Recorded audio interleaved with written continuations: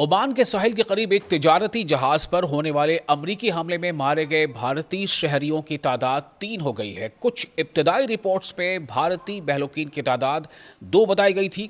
इस वाक़े पर भारत ने सख्त रद्द-ए-अमल दिया है और खित्ते में बढ़ती हुई कशीदगी पर तशवीश का इजहार किया है। ओमान के साहिल के करीब बहरे अरब में एक तिजारती ऑयल टैंकर सेटेबिलो पर अमरीकी फिजाई हमले यानी एयर स्ट्राइक के नतीजे में 3 भारतीय शहरी हलाक हो गए हैं। ये जहाज पालाऊ के झंडे तले चल रहा था और इत्तलात के मुताबिक ईरानी तेल ले जा रहा था। जहाज पर कुल 24 भारतीय शामिल थे। भारतीय हमले के अफराद मौजूद थे। हमले के बाद ओमानी बहरिया ने फौरी कार्रवाई करते हुए बाकी 21 अफराद को महफूज तरीके से बचा लिया। इस इमदादी काम में ओमान में मौजूद भारतीय सिफारत खाने ने यानी वहाँ जो भारत की जो एम्बेसी है ओमान में, उसने भी काफ़ी ताउन किया। भारत की वजारत खारजा यानी मिनिस्ट्री ऑफ एक्सटर्नल अफेयर्स ने इस हमले की शदीद मजम्मत करते हुए कहा है कि तिजारती जहाज़ों और शहरी तनसीबात को निशाना बनाना नाकाबिल कबूल है।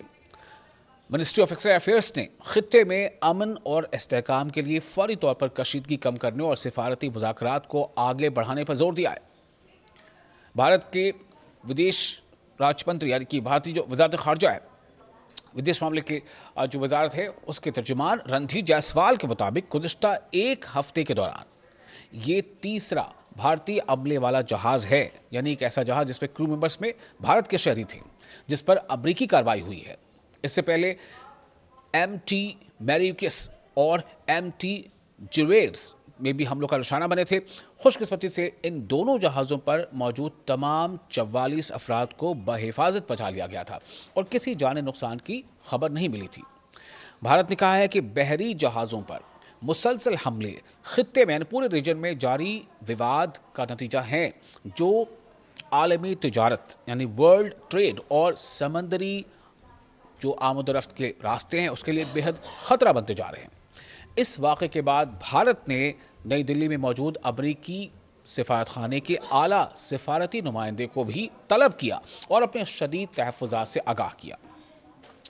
एक्सपर्ट्स बता रहे हैं कि ईरान से मुतालिक जारी कशीदगी और समंदरी रास्तों में रुकावटें एशिया समेत कई देशों की तवानाई की ज़रूरियात यानी जो एनर्जी को लेकर जो उनके नीड है और आलमी मंडियों पर असर डाल सकती हैं। ऐसे में अब सवाल ये पैदा होता है कि क्या आने वाले दिनों में या उसके बाद जिस तरह से अभी लगातार हालात और संगीन होते जा रहे हैं और ऐसा माना जा रहा है कि अगर जिस तरह से धमकी अब डोनाल्ड ट्रंप भी दे रहे हैं और डोनाल्ड ट्रंप की धमकी पर जिस तरह से ईरान का ये कहना है कि वो झुकेगा नहीं, IRGC ने तो बाकायदा हमले भी किए हैं, ईरान के ने जवाबी हमला किया है अमेरिका के हमले में, तो इन सब के हालात के मद्देनज़र क्या स्ट्रेट ऑफ हॉर्मुज़ या वो पूरा जो समुद्री रास्ता है क्या वो सुरक्षित है? क्योंकि जैसा अब तक बात सामने आ रही है कि इन रास्तों पर जाने वाले जो भी टैंकर्स हैं जिनमें ऑयल हैं वो एशिया के किसी मुल्क को सप्लाई हो रही हैं। ऐसे में उनकी जो क्रू मेंबर्स हैं उनकी जानों पर लगातार ख़तरा बना रहेगा अगर ये जंगी हालात मज़ीद और संगीन होते हैं।